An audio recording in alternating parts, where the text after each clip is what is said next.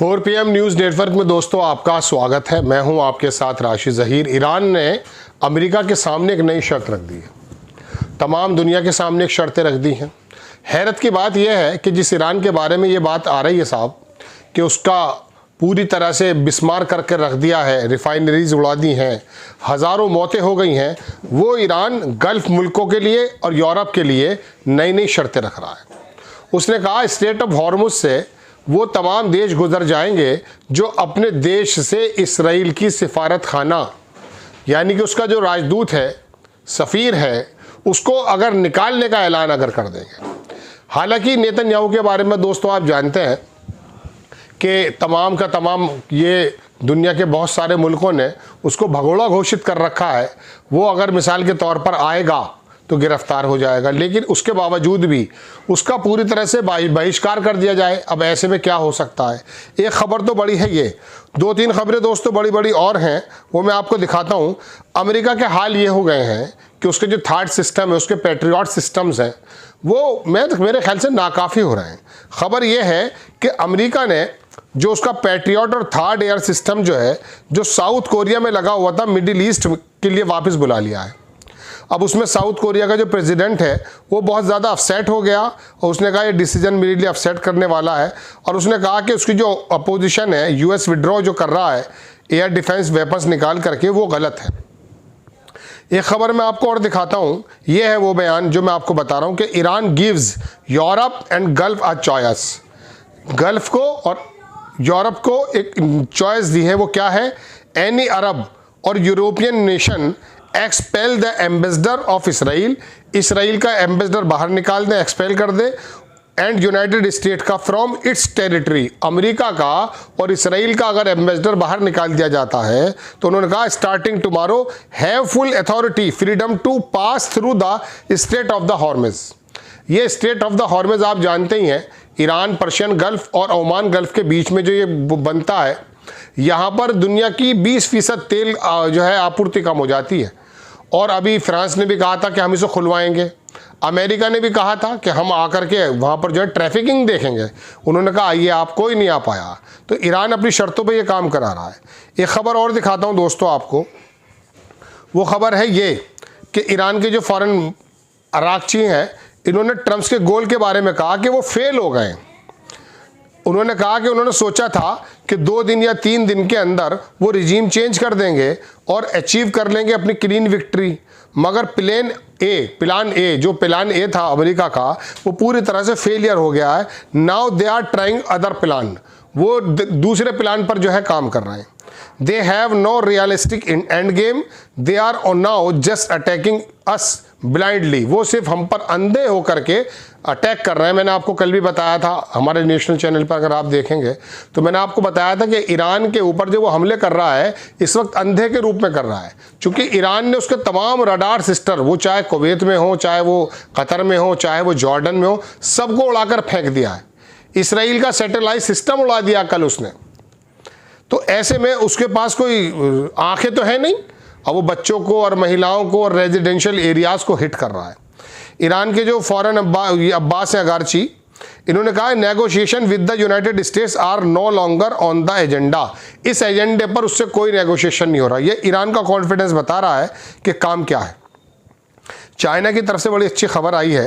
China ने यह कहा कि हम ज़ीरो टैरिफ जो है प्रोडक्ट लगा रहे हैं 53 अफ्रीकन कंट्रीज़ पर। अमेरिका संकुचित होता जा रहा है, दुनिया भर में टैरिफ के मारने की सोचता था। चाइना ने कह दिया 53 अफ्रीकन कंट्रीज़ जो हैं उसको हम डिप्लोमेटिक कर रहे हैं और उनके जो है हम उनके जो प्रोडक्ट्स पर ज़ीरो कर रहे हैं, टैरिफ ज़ीरो। एक बड़ी खबर दिखाता हूँ आपको। हालांकि तमाम ये टीवी की खबर है। लिंडसे ग्राहम जो है अमेरिका का एक बाकायदा एक सीनेटर है बड़ा, उसने यूएस को, उसने वॉलंटियर्स को कहा, यूएस मिलिट्री टू इसराइल, कि God bless Israel, we should move all our stuff to Israel. हमें अपना सब कुछ लगा देना चाहिए। ये यहूदियत है इसके जहन के अंदर एक्चुअली।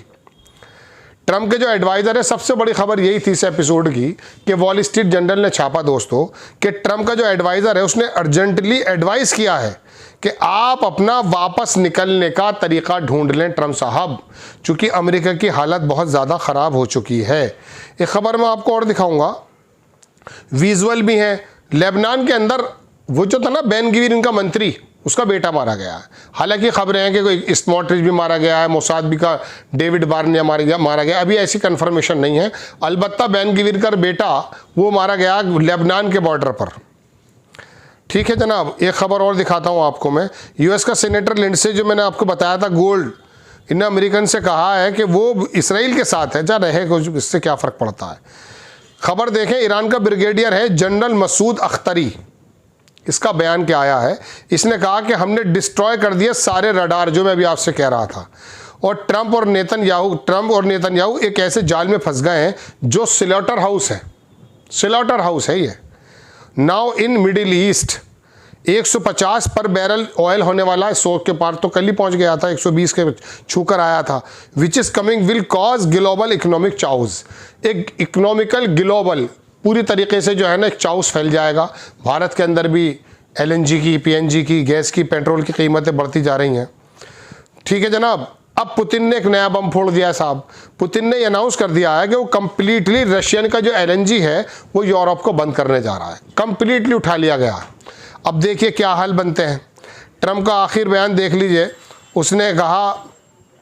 ट्रंप ने कहा कि द वर्ल्ड रेस्पेक्ट, हमारी रेस्पेक्ट करती है दुनिया, अब दुनिया कितनी करती है वो तो गॉड नोज।